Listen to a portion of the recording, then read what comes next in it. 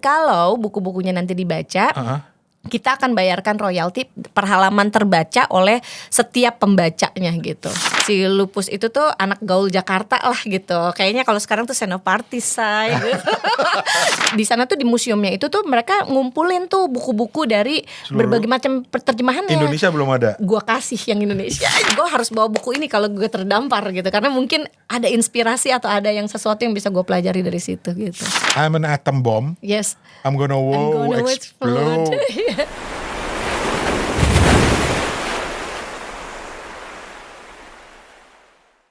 Teman-teman, kita ketemu lagi di segmen terdampar dari podcast Kepo Buku dan sudah ada tamu lagi yang akan ngobrol dengan saya, Mbak Anastasia. Mbak Ana sih manggilnya, tapi nama lengkapnya siapa sih Mbak? Aku jauh banget namanya Anastasia Puspaningtyas. Tapi panggilannya Ana aja. Panggilannya Ana, jadi ngambil yang awal doang. Iya. Oke. Mbak Anastasia ini adalah founder, tolong dikoreksi kalau salah, founder dan juga CEO dari Lentera App. Iya, betul. Betul? Betul. Baca buku gratis. Betul. Nih. Jadi kita teman-teman di Kepo Buku tuh kan banyak yang gini. Kadang-kadang kalau kita ngobrolin soal e-book, banyak yang komplain. Kenapa tuh? Mas, gue gak sanggup beli buku di Kindle. Gitu kan ya. Kalau gue bilang lu bisa baca buku gratis, mau gak? Itu dia. Ini gue bawain lu orangnya. Siap. Guilty as charged. Bahkan kalau kalian punya penulis gitu ya, bisa lolos kurasinya dari beliau, kalian juga mendapatkan royalti dari setiap buku yang dibaca. Betul. Men, keren banget. Tapi Mbak Ana, terima kasih, selamat datang di Pulau Kepo Buku. Terima kasih sudah mengundang. Ini terdampar dong ya, nggak diundang juga ya gitu. Terdampar. Tapi sebelum terdampar kan kita persiapan dulu nih, buku apa yang mau dibawa gitu. Jadi kita akan bongkar 3 bukunya Mbak Ana, dan ini menarik karena orang dunia perbukuan biasanya pilihan-pilihan bukunya itu unik-unik gitu loh. Dan saya nggak tahu apa dari tadi malam, dia bilang ini mau tahu nggak, mau ditulis nggak mau. Oke. Karena saya suka surprise. Jadi setiap tamu terdampar itu, just for the record, gue gak pernah tanya bukunya apa sampai kita rekaman. Karena itu kejutan sih. Itu seru gitu loh. Kadang-kadang ada yang udah, kadang ada yang enggak. Yang udah baca ternyata sudut pandangnya berbeda gitu. Tapi sebelum kita mulai, kita akan juga ngobrolin soal Lentera App. Saya mau tanya sedikit deh. Lentera App itu apa sebenarnya? Dia aplikasi. Gue udah download. Jadi sebelum kalian ngobrol sambil dengerin ini, download juga ya Lentera App. Ada di Play Store, ada di Google Store. Ada juga. di Google Store, ada di Play Store. Sambil dengerin ceritanya. Nah, cerita dikit dulu deh. Jadi yang gue tahu nih Mbak ya, Lentera App itu adalah sebuah aplikasi untuk membaca buku. Jadi bisa dibilang model-model Kindle juga, Gramedia digital juga gitu. Bedanya? Kalau kita tuh platformnya atau positioningnya lah ya, kita tuh perpustakaan. Bedanya di situ. Kita bukan penerbitan. Kalau Gramedia kan dia penerbitan / toko buku gitu kan ya. Jadinya dia buku-bukunya ada yang dijual e-booknya gitu kan. Terus bisa juga subscription yang bisa dibaca semuanya di Gramedia digital gitu. Nah, kalau di kami nggak dijual sama sekali bukunya, tapi kita bisa baca gratis, tapi itu dengan jeda iklan gitu. Jadi sebenarnya bisnis modelnya sama kayak YouTube. Dan ketika nanti ditulis terus ditayangkan di Lentera, jadi dikirimkan naskahnya, terus kemudian kita melakukan proses kurasi, dan kalau lulus kurasi itu boleh ditayangkan di situ, dan itu teman-teman namanya self publishing di situ tanpa biaya apapun. Dan kalau buku-bukunya nanti dibaca, kita akan bayarkan royalti per halaman terbaca oleh setiap pembacanya gitu. Kayak YouTube for Books gitu ya? Iya betul, kayak YouTube for Books. Jadi ada monetizingnya juga kan gitu di situ. Ada monetizingnya. Terus jadi makanya emang harus rajin-rajin promosiin. Sama aja kan kalau dari YouTube kan juga kita mempromosikan si podcast kita kayak konten kita kayak kalau gitu. Gitu bedanya sama, gue boleh dong ya nyebut nggak apa-apa ya? Nama sama-sama di buku, orang buku kan. Kalau bedanya dengan Wattpad misalnya? Nah, kalau Wattpad itu tidak terkurasi karena kan tidak ada editor ya, kecuali masuk yang kayak ke premium atau apa kayak gitu-gitu kan. Nah, kalau di Lentera itu masuk terus biasanya editor kami akan memeriksa, itu akan balikin lagi ke mereka, ini kesalahan kamu di sini. Silakan di rewriting. Jadi memang konsep kerjanya itu sama kayak penerbitan, tapi kami bukan penerbitan. Bukan penerbitan. Bukan gitu. Keren tuh. Jadi iya buat teman-teman yang kayak punya ide-ide tulisan apa segala macam itu boleh dikirimkan ke Lentera, ke emailnya Lentera tuh editorial@lentera.app. Nah nanti semua naskahnya itu akan kami kurasi. Kalau lulus kurasi itu biasanya akan kami sodorkan kontrak. Nah dari kontraknya itu baru bisa tayang di Lentera gitu. Baru bisa tayang di Lentera. Betul. Udah berapa buku sekarang? Ada berapa ya? 700-an lah ya. 700-an buku. Oke. Dan kita juga ada kerjasama sama beberapa penerbit. Jadi kayak dari Canisius itu ada juga di kami. Dan itu banyak buku-buku filsafat, buku-buku yang bagus gitu ya. Jadi stigma bahwa platform digital atau buku digital itu tuh jelek-jelek tuh nggak benar sama sekali. Kalau di Lentera tuh nggak benar sama sekali gitu. Karena kita banyak sekali buku bagus di situ. Jadi silakan download dulu Lentera app dan sambil nunggu kalian download, kita juga masih ada banyak cerita ya soal buku-bukunya.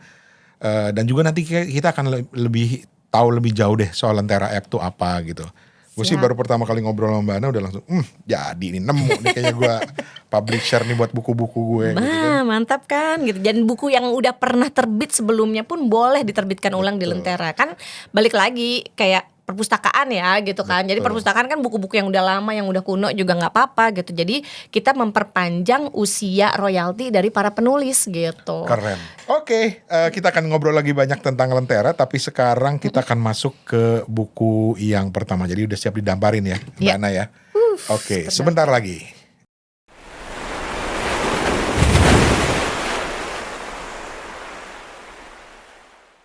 Udah siap didamparkan? Siap. Ada gitu terdampar mesti siap-siap. Karena kalau yang terdampar di film-film tuh kan mereka nggak siap. Nggak siap. Kalau ini atas keinginan sendiri gitu loh. Mendamparkan diri. Oke, buku yang pertama Mbak Ana. Aku mau bawa semua bukunya Lupus, serial Lupus. Lupus, Hilman Hariwijaya, betul. Hilman itu udah meninggal. Udah almarhum ya. Aduh. Iya betul. Semua bukunya Lupus. Ya maksudnya buku yang mana aja aku suka banget, baik yang spin off-nya kayak misalnya kan ada Lupus kecil, ada Lulu, ada Boim gitu ya. Jadi banyak tuh grup geng-gengannya lah gitu.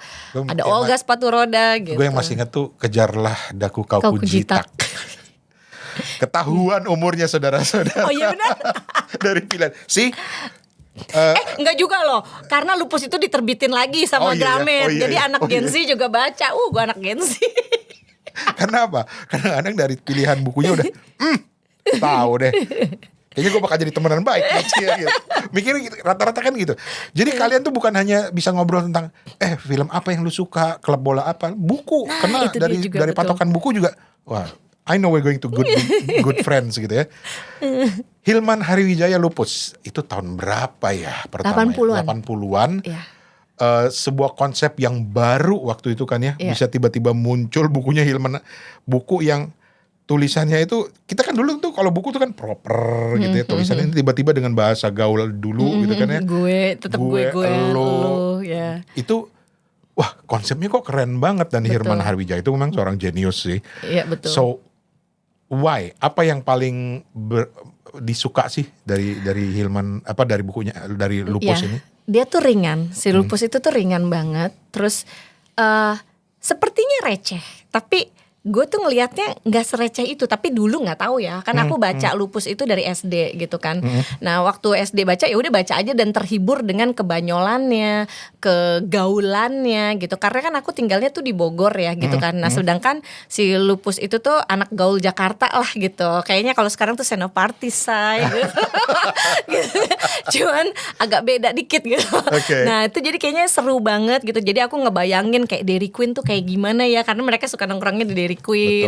Terus main sepatu roda di Senayan kayak gitu kan. Ya aku anak kecil di Bogor gitu, di kota kecilnya pula gitu Bogornya kan gitu. Jadinya kayak membayangkan sesuatu yang kayaknya seru banget. Terus mereka ngocol banget. Memang kas-kas anak tongkrongan 80-an 90-an lah ya gitu kan, yang emang selepas itu gitu. Dan kebelakangan aku tahu bahwa si Hilmannya ini tuh terinspirasi dari Duran-Duran. Dia sangat ngefans sama Duran-Duran, sangat ngefans sama Queen, dan aku tuh juga ngefans sama Queen gitu. Jadi sampai kayak, ke rambut-rambutnya ya. Iya, kan rambut-rambutnya itu Duran-Duran banget kan gitu. Nah, terus kalau sama Queen itu kan juga karena aku suka lagunya, dan makanya kan ada radionya Olga tuh Radio Gaga kan namanya. Yes. Tapi itu aku taunya kemudian gitu pas waktu udah kerja gitu-gitu kan, atau yang kayak lah ini tuh ternyata ini, dan kebetulan aku masuk ke Gramedia Group juga. Jadi di kawanku, dan itu kan saudaraan dengan Hai ya. Nah, Mas Hilman itu tadinya kerjanya di Hai gitu. Dia nulis cerpennya tuh di Hai gitu. Iya, dan gaya tulisannya itu loh. Iya, itu tuh ringan banget gitu kan. Dan jadi sampai sekarang pun aku kalau baca ulang tuh suka masih ngakak-ngakak aja gitu, masih lucu aja gitu. Gue dulu ngebayangin loh, baca Lupus itu berasa kayak dengerin cerita temen. Iya. Iya gak sih? Anak tongkrongan banget kan, bener. Anak tongkrongan karena segala macam istilah bahasanya itu, waduh, Iya. seru banget nih gitu. Oke, jadi masih ingat nggak apa sih serial Lupus yang paling disukain? Paling yang populer tuh Kejarlah Daku sih ya. Kejarlah Daku, Kau Kucitak, terus banyak ya, aku juga lupa loh. Kalau misalkan satu persatu gitu ya. Saking banyaknya. Saking banyaknya. Terus kalau pada saat itu yang aku baca pas masih kecil, itu aku sukanya Lupus kecil sebenarnya. Lupus kecil. Karena kayak relate aja ya, anak SD sama kan di situ settingannya SD juga gitu. Terus betapa dinamisnya hubungan dia dengan si Lulu adiknya. Terus dengan bapaknya yang juga konyol, emaknya juga kadang-kadang mengslek juga otaknya. Gue dulu ngebayangin gini loh, Lupus tuh keluarga ideal loh. Iya, benar. Sama adiknya itu akrab, suka ngerjain juga gitu sama temen-temennya. Itu kayak kita tuh kayak dibuatkan sebuah dunia yang ini dunia gue nih harusnya begini. Iya. Ini dunia ini Ibu Budi tuh kan era kita kan kayak gitu kan gitu. Cuman ini versi swasta. Nah, kalau yang itu kan ini Ibu Budi versi pemerintah tuh gitu, Orde Baru pula ya. Ini Ibu Budi itu kan gue ngebayangin keluarganya tuh normatif gitu. Memang akrab tapi ngomongnya tuh, Bapak aku ingin pergi ke pasar dulu gitu. Kalau Lupus kan, Mak pasar lo. Iya. Serunya gitu ya. Iya. Jadi kita dibuatkan gambaran sebuah keluarga zaman dulu. Oke. Saya mau mundur dikit nih. Bacaan lo apa sih Mbak? Waktu kecil besar dengan bacaan apa selain Lupus? Aduh, nah itu dia nih. Kan aku kan lahir di mana TV belum ada. umur sama. Jadi TV itu ada TVRI sih ya, cuma kan TVRI ya udah begitu-begitu aja. TVRI udah TV ya. Bercanda. Maaf. Ada unyil.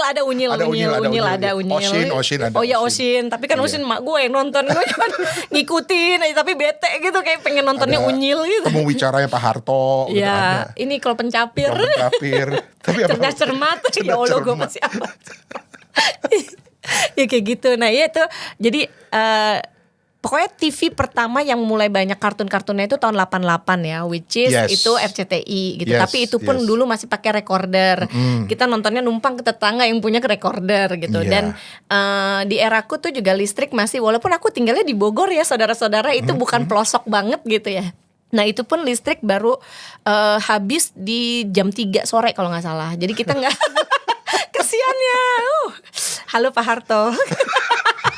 Jadi memang eranya zamanku tau. Terus. Ya eranya masih seperti itu. Jadi satu-satunya privilege yang kita punya itu adalah majalah pada saat itu kan, buku majalah. Dan itu kan gampang aksesnya, maksudnya gampangnya itu bisa dioper-oper gitu ya, nggak seribet TV yang harus dipinjem kemana gitu. Nah, privilege yang aku punya itu adalah keluarga besarku itu banyak sekali yang kerja di Gramedia Group gitu. Nah, jadi aku besar dengan buku itu banyak sekali dan aku tidak tahu bahwa itu adalah privilege. Jadi kan kalau kayak misalnya mereka dapat buku sampel, buku apa gitu-gitu, itu pasti dikasihnya ke keluargaku. Jadi aku lahir udah dengan semua buku dan aku udah nggak pernah ingat lagi kayak berapa banyak buku yang aku baca. Nggak tahu, karena kayak misalnya nih, ya itu salah satu privilege ya gitu. Aku bukan keluarga kaya, tapi aku sangat dekat dengan buku. Jadi kayak Donald Bebek setiap seminggu sekali itu pasti ada. Bobo setiap seminggu kali itu pasti ada gitu. Terus tukeran sama tetanggaku yang langganan majalah Ananda dulu tuh. Terus jadi kayak terus sebelahku tuh Muslim, dia punya langganan buku apa Hidayah gitu-gitu. Yang gue bacanya agak-agak ngeri-ngeri nih karena gambarnya ilustrasinya serem gitu kan. Karena suka azab-azab mulu gitu. Lagian lu banget. Ya namanya juga kepo. Pokoknya semua dibacain ya. Iya. Gue inget banget nih dulu hukuman kalau misalkan kita nakal kan, kalau anak sekarang gitu kan nggak boleh nonton tablet gitu, nggak boleh nonton ini apa main game gitu. Gue tuh dulu hukumannya nggak boleh baca. Kalau gue nakal gitu, gue nggak boleh baca buku gitu, mampus gue gitu.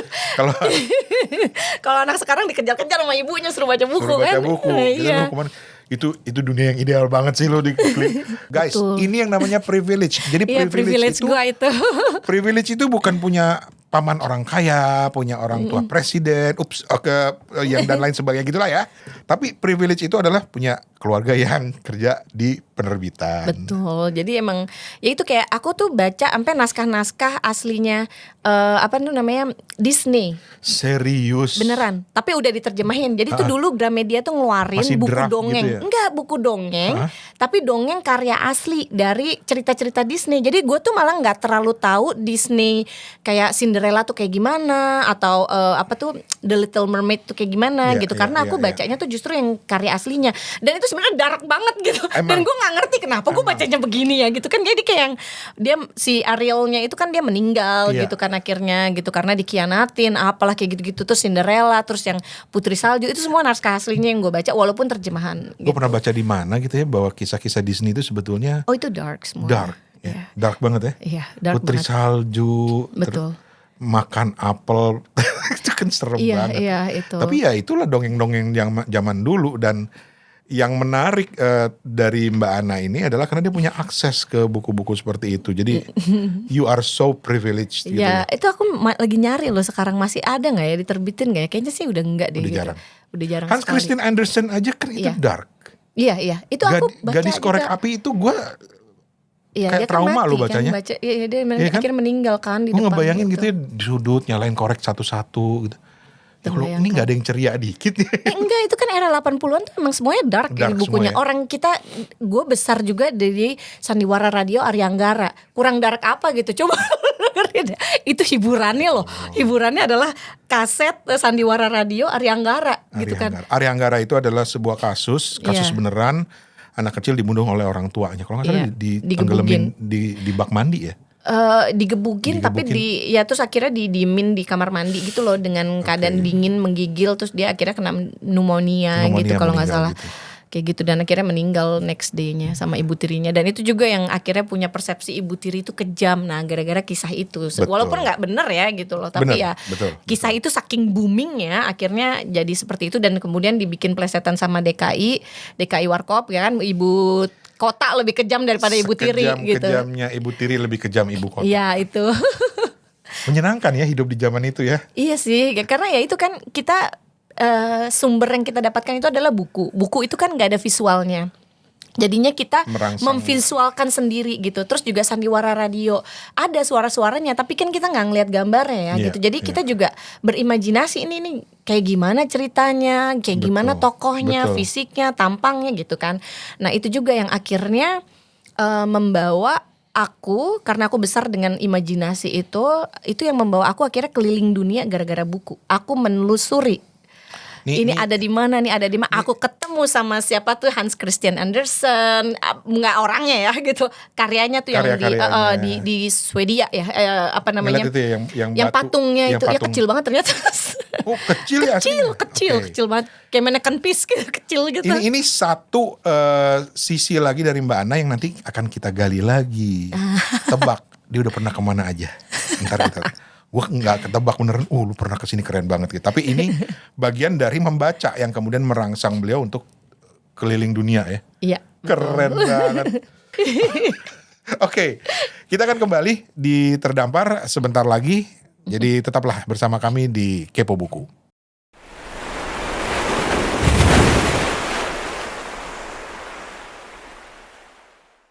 Teman-teman, kita kembali di segmen Kepo Buku, masih bersama Mbak Ana dari Lentera App. Aku mau tanya sedikit soal Lentera App. Ya.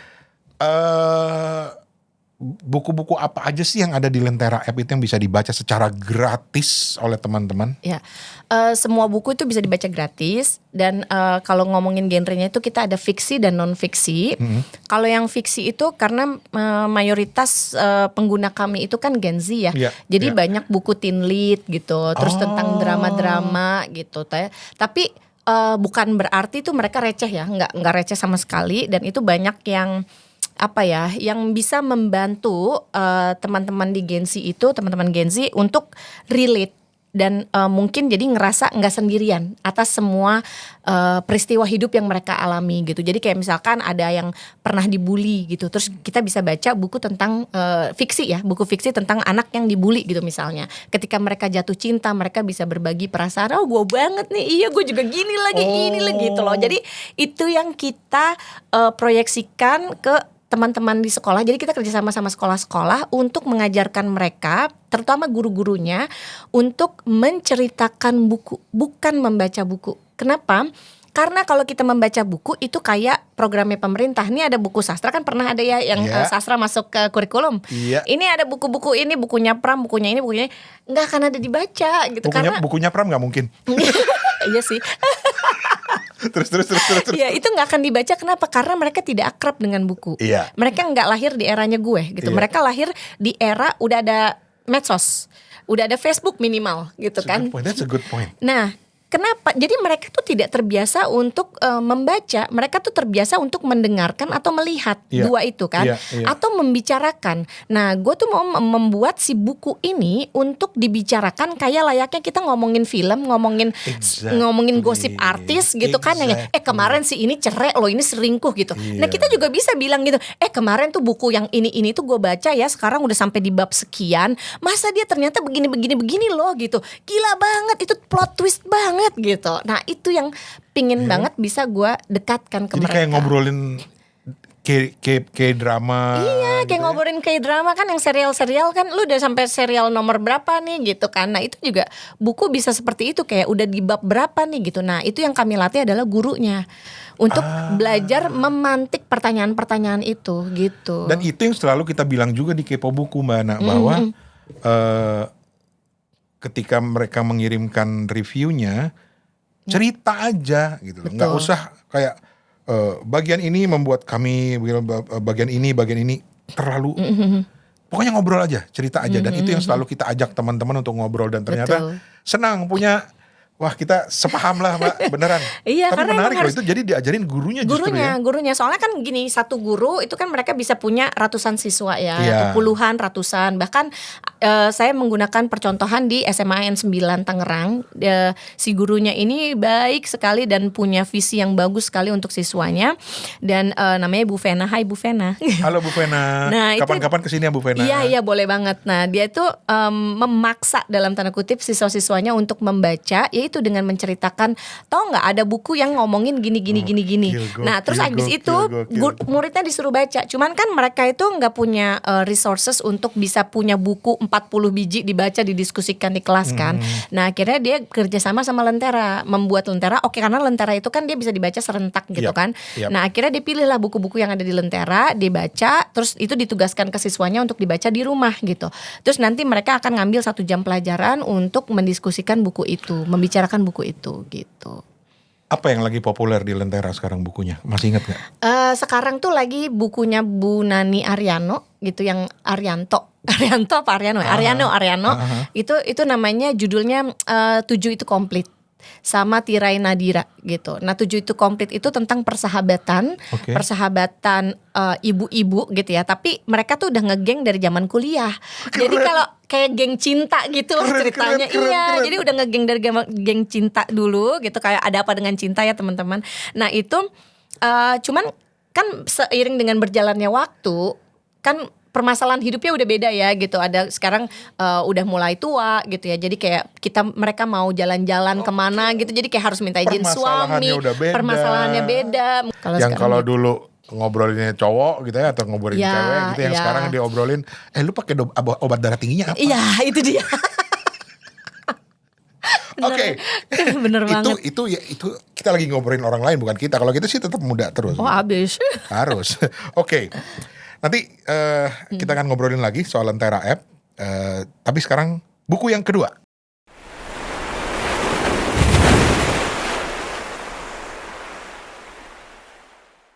Oke. Buku kedua aku itu Angelus Ashes. Angelus Ashes. Yes, Frank McCourt.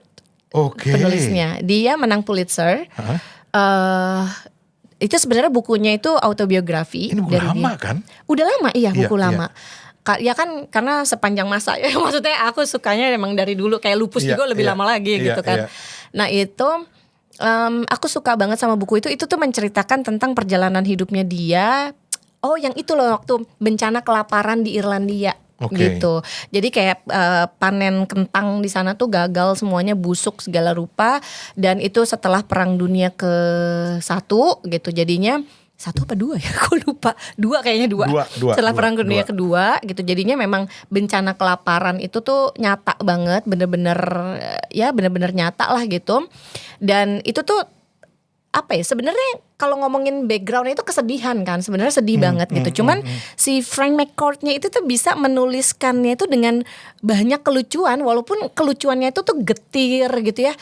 Terus banyak kesatiran di situ dan banyak kisah-kisah yang sebenarnya tuh kan dia POV-nya waktu itu dia masih kanak-kanak juga ya gitu. Dan kita ngeliat si Angeles-nya itu tuh adalah ibunya gitu loh. Jadi betapa dia depresi karena kesulitan untuk mencari makan dan lain sebagainya gitu. Dan bahkan harus mengikhlaskan anak-anaknya untuk cari makan sendiri gitu loh di luar gitu. Jadi kayak mereka kadang kayak ngemis, kadang cari makan yang udah hampir dibuang, atau dia nyuri juga gitu kan demi bertahan hidup gitu. Dan yang aku suka itu adalah kultur di belakangnya yang banyak sekali aku nggak tahu gitu. Tadinya aku nggak tahu. Kayak misalnya nih, aku baru tahu kalau kastil-kastil, rumah-rumah kastil-kastil di Eropa itu mereka ternyata didesain tanpa toilet. Serius? Nggak ada toiletnya, saudara-saudara. Nah, terus kalau mau... Nah, jadi tuh mereka kalau dilihat, kalau kita ngelihat dari luar, ada kayak semacam jendela yang menjorok gitu. Nah, itu tuh toiletnya. Astaga. Jadi dia tuh atau pipisnya jatuh aja udah ke bawah. Dari jendela gitu. Dari jendela gitu. Dari jendela itu mereka jatuh aja ke bawah, terus nanti akan dibawa sama hujan.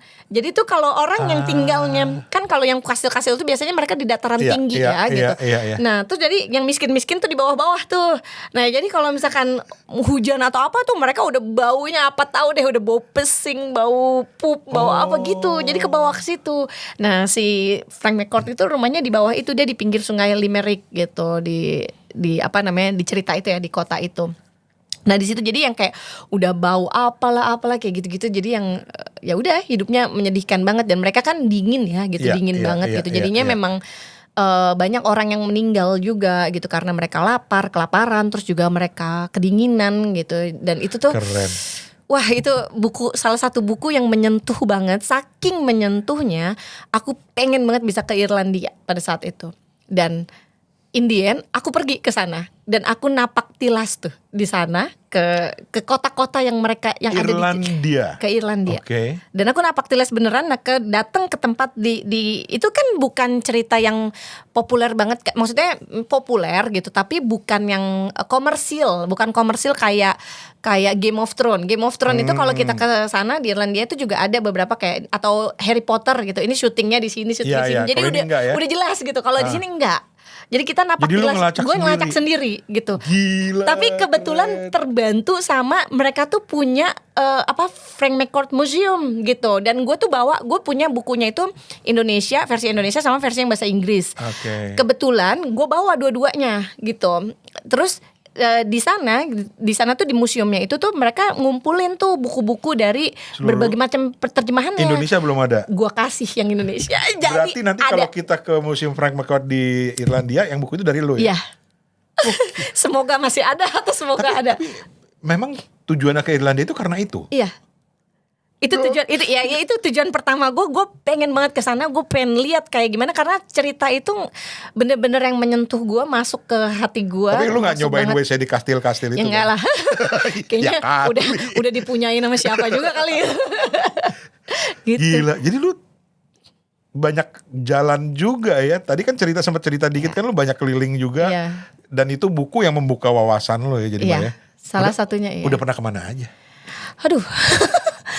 Aku tuh total kayaknya kurang lebih ya ada 65, 66 sekitaran gitu ya, 64 negara. Wow. Jadi ya Dari segitu. umur berapa traveling? Nggak banyak, sekarang kan kita kan karansinya rendah ya Yes. gitu. Jadi kayak Ya, mesti terimalah nabung ya. Ya, banget betul, gitu-gitu. betul, Jadinya aku baru mulai globetrotting, aku bilangnya globetrotting ya. Globetrotting. Itu dari usia, sebenarnya ada yang dikit-dikit gitu, kayak misalkan kita pergi ke Thailand kemana gitu ya, kayak itu mulai dari 2012. Tapi yang bener-bener pergi aku setahun berhenti kerja, jadi break ya, career break, dan aku memang fokus untuk backpacking itu di 2013. Jadi sepanjang 2013 itu Lu backpacking. gue backpacking Mbak, keliling lu dunia. kemana aja Mbak? Eropa kayaknya hampir semua selama visa mengizinkan. Oke. Karena kan visanya agak Ya, ribet paspor ya. kita agak repot ya saudara-saudara. Jadi kita ya hampir semuanya, semua negara Eropa, terus kemudian ke Turki, Maroko. Aku bahkan mulainya dari Maroko sih sebenarnya. Dari Maroko terus naik ke Spain, dari Spain ke atas kayak Eropa Barat gitu semuanya, Skandinavia udah, terus sampai ke Balkan yang di bawah-bawah itu. Dan itu aku sendiri loh. Jadi itu masih ada yang perang-perang dingin juga tuh antara Serbia sama gokil. Dan itu turun sampai ke Turki. Nah, setelah dari Turki itu kan di Eropa tuh kalau nggak salah totalnya 6 bulan karena kan keluar masuk terbatas visa juga. Terus aku merasa tidak adil kalau aku hanya keluar gitu, dan aku melipir ke Indonesia Timur, ke Timur Leste, ke Papua, semua Maluku, di kepulauan-kepulauan itulah, semua Andorra, bahkan juga ke semua deh gitu. Lu gak takut sendirian jalan gitu? Ya gue gak bakal jadi Takut traveler sih. saudara-saudara, gue bayangin takutnya duluan. Gue ke Filipina aja, host gue bilang lu jangan coba-coba naik jeepney ya, bahaya. Jeepney itu angkotnya ala Filipina yang dibuat dari jeep perang dunia kedua gitu. Nah itu kan kita di Timor Leste kayak gitu mas. Gue gak berani Mbak. Oh iya ya. Gue dibilang hati-hati, gue takut beneran. Di Timor Leste itu kita mainnya bak pick up. Nah itu angkot kita itu barengan sama babi sama kambing gitu di depannya kita. Dan lu naik itu? Naik. Ya apalagi mau gue jalan kaki Ya kapan nyampe. kali lu mesen Grab. Nah angkotnya Grab. Grab lagi. Angkotnya tuh mereka gitu. Jadi pick up terbuka terus dikasih tuh kayak tempat duduk dari kayu gitu kan, panjang gitu, sepanjang pick upnya itu dibagi 3 row. Bayangin. Udah sempit gitu 3 row, terus tengah-tengahnya ada babi, ada ayam, ada kambing gitu. Wow, 60 negara. 64-an. Ada hasilnya gak sih? Jadi buku kah atau apa? Nah itu dia ya. Nggak bisa, ulang, jalan lagi. Aku tuh tipe orang yang bener-bener senangnya berkontemplasi dengan diri sendiri gitu loh. Jadi kayaknya ngelihat itu dan menikmati, bahkan foto-foto pun enggak. Jadi kayak orang foto juga nggak ada. Ya ada, tapi kan gue tuh tipe yang males banget kayak pencitraan. Pokoknya benar-benar jalan buat buat jiwa gue sendiri gitu. Hold that thought, karena gue masih pengen banget cerita tentang perjalanan lo. Tapi sekarang kita break lagi, kita masih ada 1 buku lagi. Dan apakah buku itu bisa memicu cerita apa lagi dari kehidupannya Mbak Ana? Kita lihat sebentar lagi.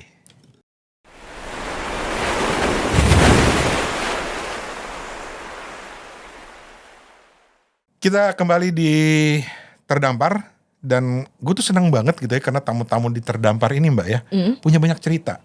Dan gue aja seneng dengerin cerita-cerita Mbak Ana, Hikmat, Mas VH, lu dengerin deh. Atau Albert yang seorang tunanetra. Banyak banget cerita-cerita menarik, dan itu semua dipicu oleh buku.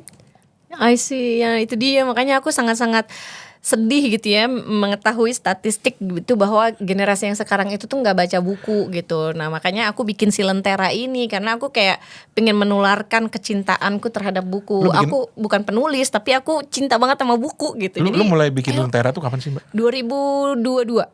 Oh belum lama ya? Belum lama. Oke. Kok bisa kepikiran gitu loh? Ini jadi hitungannya startup sebenarnya. Iya, kok bisa startup. kepikiran bikin? Kalau gue nih, cita-cita gue suka buku, gue pengen nulis buku, atau gue pengen punya penerbit. Lu tuh bikin sebuah aplikasi yang memungkinkan semua orang baca buku secara gratis loh Mbak. Where do you get the money? Ya monetizingnya sih iklan sama langganan gitu. Jadi tetap aja kan kalau namanya bisnis ya harus sustainable ya. Kalau enggak kan ada iklan, ada langganan juga. Ada langganan. Kalau yang dia nggak mau kepotong-potong iklan kan, jadi harus yang ambil premium yang berlangganan. Sama kayak YouTube juga kan ada premiumnya. Ya, betul. Terus juga bisa di-download. Jadi kalau misalkan teman-teman lagi ada di desa yang internetnya nggak stabil atau lagi di pesawat, nah itu kan bisa banget baca yang udah di-download gitu. Downloadnya nggak ke hardware ya, tapi di aplikasinya itu sendiri. Sama sama kayak siapa namanya YouTube itu sendiri lah gitu. Gila. Udah berapa banyak orang yang mengakses? Ada nggak sih statistiknya? Kalau downloadnya, jumlah downloadnya kayak udah 12 ribuan ya, 12 ribu Wow. download gitu. Bener, udah banyak. Jadi sebenarnya ya, gue curiganya ya Mbak ya, jangan-jangan orang Indonesia tuh malas baca karena harga buku mahal. Bisa jadi, Iya ya nggak benar sih? kan, dan aksesnya juga ya kan, Aksesnya nggak gampang. kan kayak di daerah-daerah kan toko bukunya di mana sih gitu Iya. kan, cuma di toko-toko kota-kota besar. Terus perpustakaan juga mungkin jarang diupdate, atau mungkin juga nggak Betul sampai ke lagi. desa gitu ya. Paling di desa kan adanya kayak pojok baca kayak gitu-gitu. Nah terus kalau kita mau ngomongin statistik Mas gitu, nih kita lihat di Wattpad. Wattpad itu jumlah penggunanya ada 90 juta seluruh dunia ya, worldwide. Karena mereka kan dari Kanada dan kemudian Wow. merge sama China gitu kan, Oke, untuk di oke.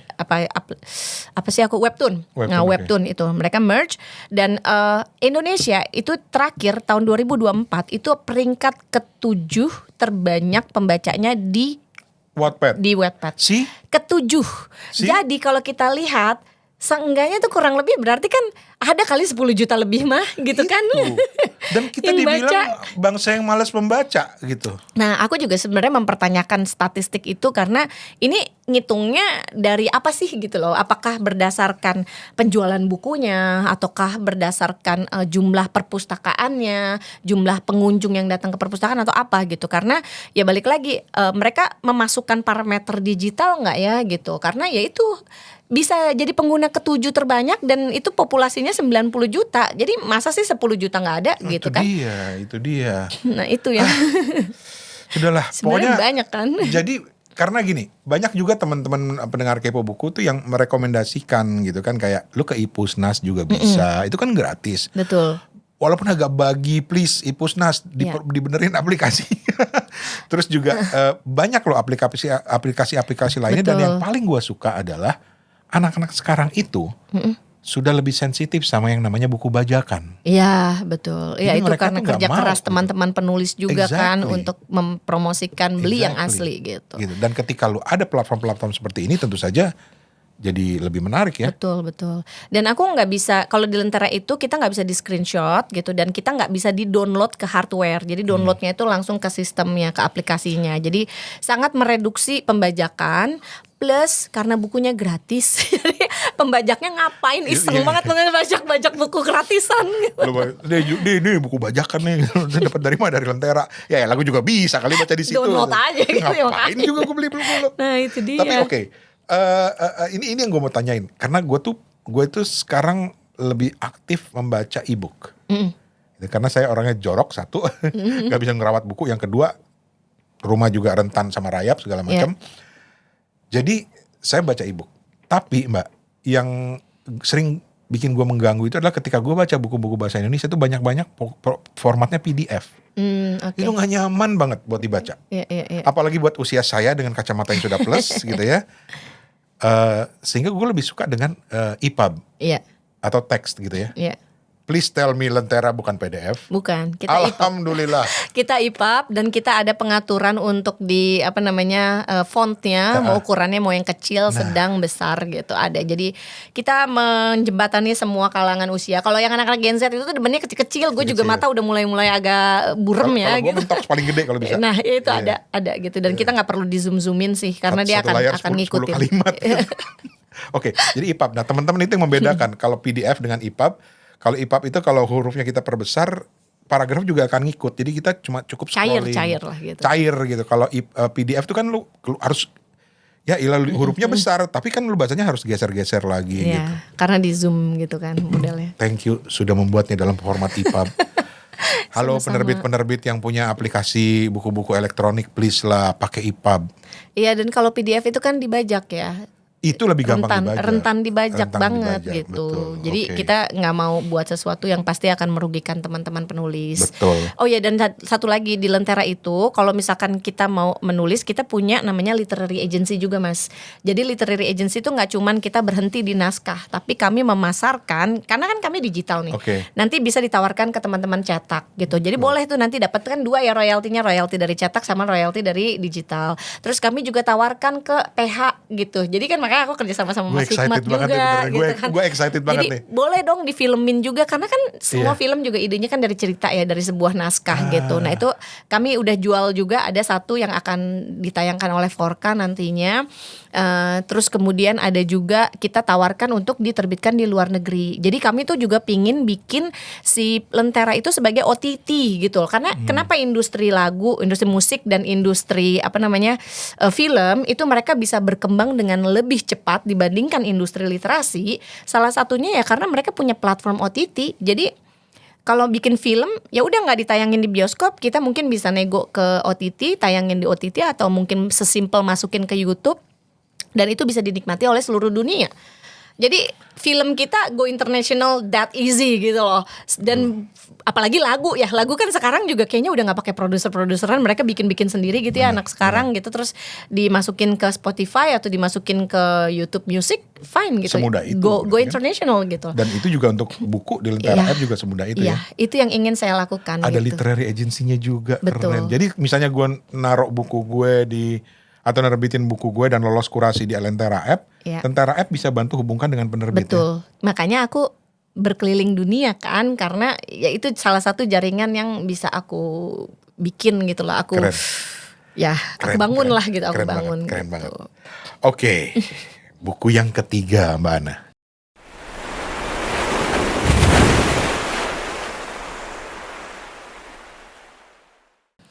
Oke, buku ketiga ini mungkin Gue deg-degan loh setiap kali nungguin buku-buku tamu-tamu kita ini. ya kalau ini mungkin agak standar ya, agak standar. Oke. Itu buku Homo Sapiens, Yuval Noah Harari, ya. Homo Sapiens. Okay. Yes, betul. Ini kenapa? Karena mungkin aku waktu zaman-zaman sekolah gitu nggak terlalu tertarik dengan apa yang dikasih tahu sama guru, karena mereka itu tidak naratif gitu ngajarin. Kayak gue disuruh ngapalin mulu Cin gitu. Dia mengucapnya dengan kata-kata yang baik gitu. Kalau gue sih bilangnya gini, gue nggak ngerti ngomong apa gitu loh, karena terlalu textbook. Iya gitu, jadi kayak nggak menarik gitu loh. Dan ketika aku kenal si buku Homo Sapiens ini, terus gue baca tuh kayak sejarah manusia dari awal sampai akhir. Lah kok keren ya gitu. Tapi kayak samar-samar gue inget nih, ini dulu guru gue bilang begini nih gitu tentang Homo. Padahal ada bedanya gitu ya. Iya itu dia, tentang Homo Sapiens, Homo Nederlandes, Neandertal gitu. Terus semuanya gitu, jadi kayak yang lah ini kan sama gitu sebenarnya, cuman kayak dulu tuh bodo amat gitu. Nah sekarang tuh kayak gue jadi kayak lebih bisa memahami. Terus juga, dan kebetulan mungkin karena aku kan menikah dengan orang Belgia ya gitu. Jadi suamiku orang Belgia dan anakku tuh benar-benar multikultural karena dia separuh, kalau secara genetik dia separuh Indonesia, separuh Belgia. Terus dia lahirnya tuh di Mexico City, jadi dia Mexican citizen juga. Dan ketika dia mulai sekolah TK, dia tuh TK-nya di Jepang. Jadi bahasanya dia tidak bisa bahasa Spanyol, tapi dia bisanya bahasa Jepang. Ini anak global banget. Nah, udah gitu sekarang SD-nya dia di Singapura gitu. Jadinya dan Singapura dia mulai belajar Mandarin gitu kan, Chinese gitu. Nah, jadi si buku ini tuh juga membantu aku memahami bagaimana sih yang namanya kebudayaan itu tercipta gitu. Gimana sih DNA itu awalnya nenek moyangnya itu tercipta gitu kan. Jadi ketika gue ngelihat orang-orang, dan mungkin juga karena tadinya aku globetrotter gitu ya, udah ngelihat berbagai macam orang, itu jadi kayak mulai memahami kenapa sih si A ini begini, kenapa si B begini, kenapa nih orang-orang di Skandinavia tuh gede-gede banget gitu ya. Emang mereka ketinggian 2 meter gitu kan. Orang Belanda juga 190. Itu kayak rata-rata mereka 180 deh, apa 170 gitu ya. Sampai ada bercandaan katanya waktu Nabi Adam lahir dulu, mereka lahir di negara-negara itu dulu, baru turun ke Timur Tengah, Indonesia ke bagian ampasnya. Nah ya itu dia gitu kan, kayak kenapa bisa seperti itu? Kenapa mereka punya kayak perbedaan alergi lah gampangnya gitu, alergi tertentu gitu kan, kerentanan tertentu terhadap sesuatu gitu. Kenapa kalau di orang-orang Indonesia kena matahari bodo amat gitu, tapi kalau orang-orang kulit putih mereka bisa punya risiko kanker kulit gitu kan. Nah itu jadi kayak ditelusuri semuanya, gue dapet dari situ. Dan ketika gue pikir kalau gue terdampar, mungkin gue mau baca itu lagi gitu, berulang kali lagi sampai entah kapan gue terselamatkan gitu kan. Nah tapi tenang, nanti kita selamatin. Nah, tapi justru di situ poinnya adalah mungkinkah dengan gue ada di situ dan mungkinkah ketika gue tidak akan pernah terselamatkan, gue akan membentuk suatu tribe baru. Mungkin gue akan membuat suatu DNA baru di situ. Yang kan gue nggak tahu nih gue terdamparnya di mana, ya kan? Kan mereka kan dulu gitu ya, mereka tersebar kayak di daerah yang dingin dan kemudian mereka membentuk DNA atau imprintnya itu sesuai dengan lingkungannya mereka gitu. Nah nanti gue terdamparnya di mana nih? Gue terdampar di padang gurung kah atau di pantai kah atau apa? Mungkin nggak nanti ketika gue siapa tahu, mungkin pas kedaftar gue lagi hamil kali gitu.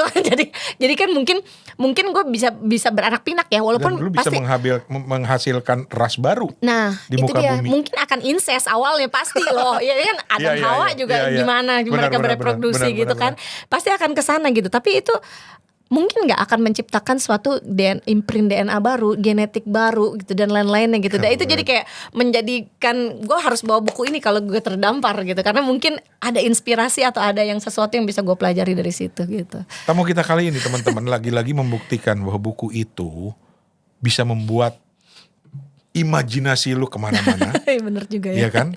Tetapi justru dari hal-hal seperti ini kadang-kadang muncul hal-hal baru. Lo menemukan hal baru. Tapi sekarang yang gue mau tanya soal cara membaca.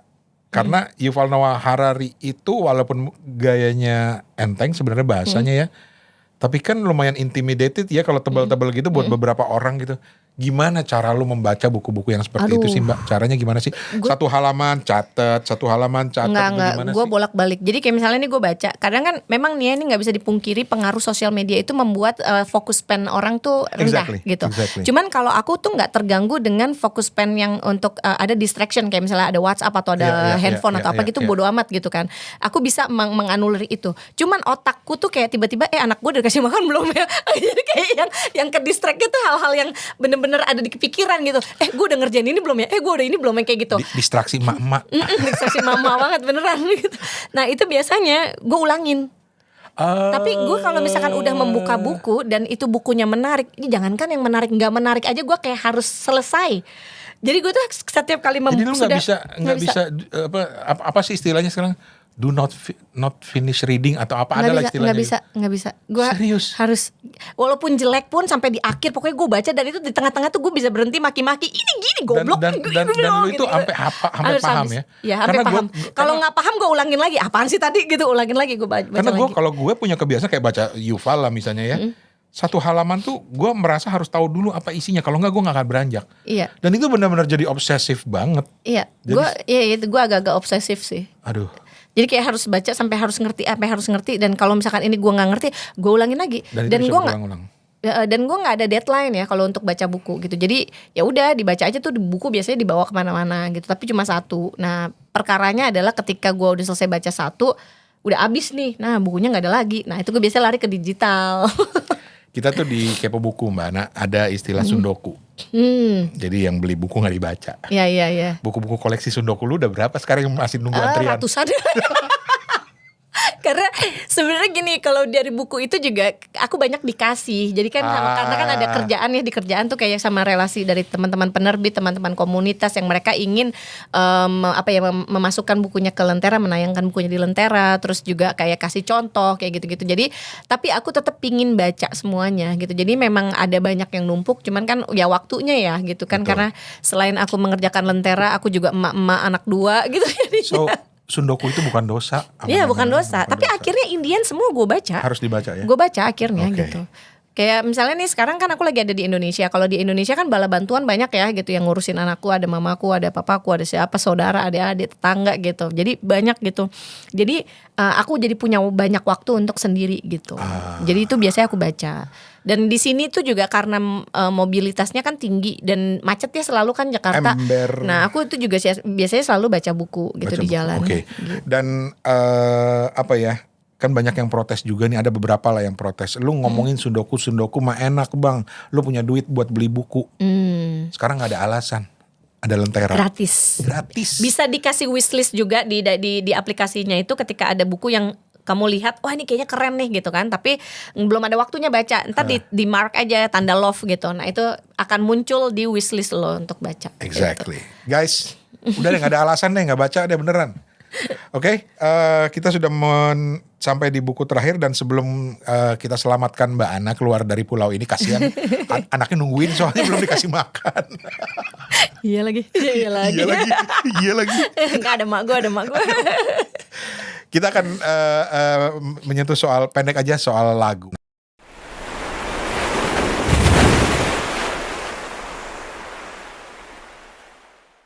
Oke, ini bagian terakhir tapi juga kadang-kadang banyak ditunggu-tunggu. Oh ya. Karena ngomongin soal lagu itu kadang-kadang ngomongin soal perasaan, ngomongin soal background masa lalu, walaupun ada juga yang memilih lagu-lagu baru, tapi itu tiap orang berbeda. Tiap orang berbeda. Lagu apakah? Jadi boleh satu lagu atau boleh satu album dari penyanyi yang sama? Oke. Aku Don't Stop Me Now. Queen? Yes. Wow. Don't stop me now. Ya, rata-rata ya yang milih lagu tuh lagu-lagu melo gitu ya, lagu cinta gitu ya. Oh, gitu. Hikmat milih Vina Panduwinata, Biru gitu ya. Lo milih Don't Stop Me Now. Yes. Why? Jadi gini, gue tuh tipikal orangnya mungkin kelihatan ya dari tadi kayak bener-bener yang kayak petasan lah ya. Kayak petasan cabe gitu kan. Jadi kayak yang cepet gitu kan. Ember. Nah terus tapi kan aku lahir dengan kultur Jawa. Terus aku perempuan. Oh, lo orang Jawa, gue pikir Ya kan, lo orang Sunda. Enggak kan, bokap nyokap gue kan Jawa dari Solo. Cuman mereka kan udah pindah ke Jawa Barat kan pertama. Sebelum gue lahir tahun 78 gitu lah. Nah gue jadi lahir dan besarnya tuh di Jawa Barat. Tapi kan kulturnya kultur Jawa Tengah gitu kan. Dan ya selayaknya, dan sebenarnya nggak Jawa Tengah aja ya, tapi memang se-Indonesia dan sedunia juga masih banyak kultur patriarkisnya gitu loh. Dan jadinya tuh kayak gue besar dengan kultur patriarki juga gitu. Jadi kayak cewek tuh bangunnya harus pagi, terus kemudian harus bisa beres-beres rumah, masak, cuci, apalah ya kayak gitu-gitulah ya gitu kan. Nah sementara gue dari kecil ketika ditanya mau jadi apa nak kalau udah besar, aku mau keliling dunia, selalu itu jawabnya. Jadi aku nggak pernah tahu aku mau jadi apa. Tapi nanti ada pokoknya mau keliling dunia. Nanti omku tanya gitu kan, ya keliling dunia tapi ngapain? Apa profesi itu harus profesi gitu kan? Terus aku bilang yang nggak tahu, emang apa yang bisa keliling dunia gitu.